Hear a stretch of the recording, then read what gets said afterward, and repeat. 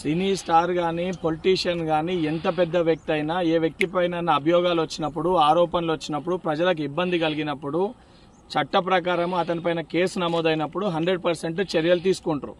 అల్లు అర్జున్ ఎంత పెద్ద స్టార్ ఉన్నా ఏదున్నా తన వల్ల తను అక్కడ వచ్చిన దాని వలన ఇబ్బంది కలిగి ఒక ప్రాణాన్ని కోల్పోవడం జరిగింది, ఒక ప్రాణం పోవడం జరిగింది.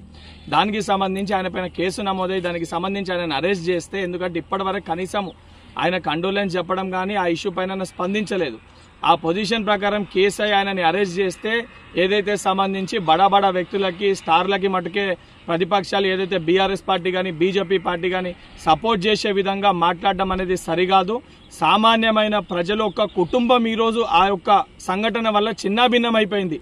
ఆ కుటుంబానికి సంబంధించి స్టార్ ఉన్నా ఎవరున్నా తప్పు ఆయన వల్ల జరిగింది కాబట్టి అభియోగాలు ఆయన ఎదుర్కొంటున్నారు కాబట్టి ఆరోపణలు ఆయన పైన వచ్చినాయి కాబట్టి చట్ట ప్రకారం ఏ చర్యలు తీసుకోవాలో అవి పోలీసు అధికారులు తీసుకోవడం జరుగుతుంది.